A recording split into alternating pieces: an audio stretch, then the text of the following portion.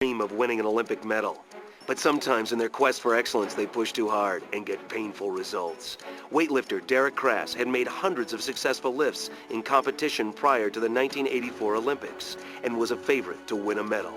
Tragically, his first lift with 286 pounds went terribly awry, dashing his Olympic dreams. Now watch the dislocation. If you don't want to, don't bother, because it's a little sickening.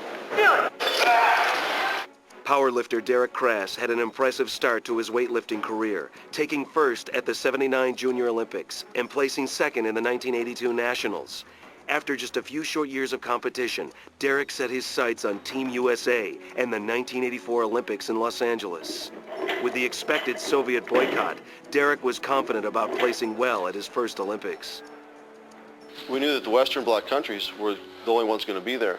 I felt that I was very much in contention for a medal and felt very deserving. So in that respect, I wasn't intimidated. Although Derrick was prepared mentally for his first Olympic competition, physically, he was not feeling in top form. I was backstage watching him warm up, and I thought, oh, Derrick doesn't look too good today.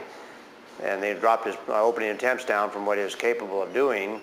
And so Harvey Newton was the coach of that team, and so I guess he figured Derrick wasn't up to his absolute best. Harvey asked me if I really wanted to do this. And I said, well, yeah, I'm here. I'm at the Olympic Games. It's no time to hold back now.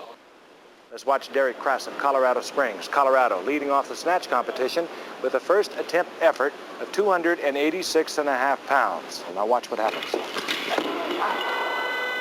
He pulled the weight up, and then all of a sudden I saw his elbow go, and I heard it.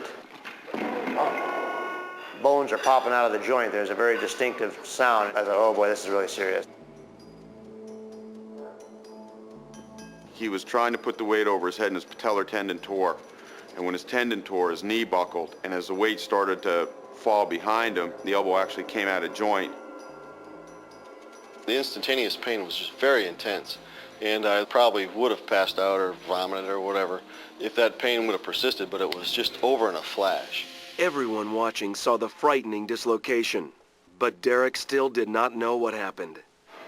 I remember being real mad at the makers of the platform, thinking, how could they make something that broke? And I looked up, and kind of looked up around me. The platform was fine. It's me. It's me.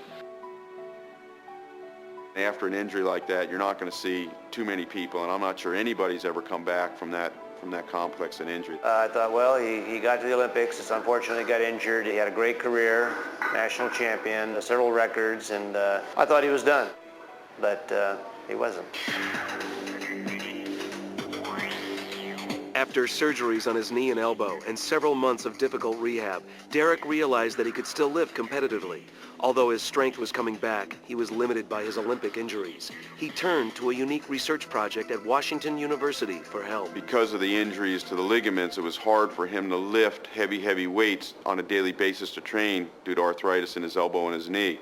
So we devised a system where all of the strengthening was done passively through electrical stimulation.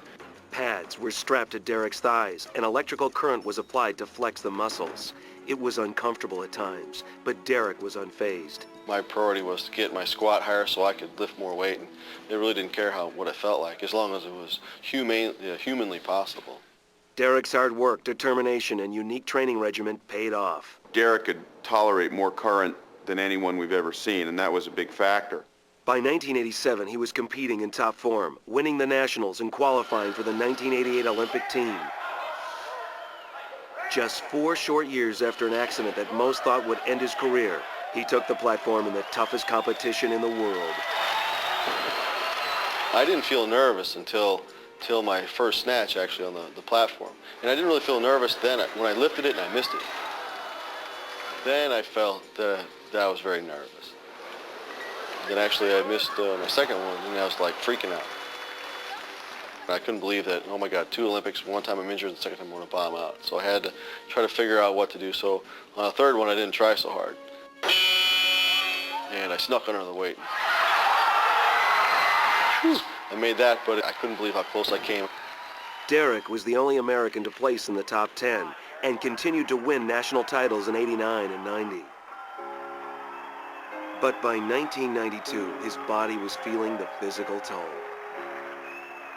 So his elbow became progressively more arthritic, and he had trouble straightening the elbow, which makes it very hard, because if you can't lock out your elbow, it's hard to control heavy weight. He could still lift, I mean, very, very impressive weights, but his time had come and gone. It was age and injuries caught up to him.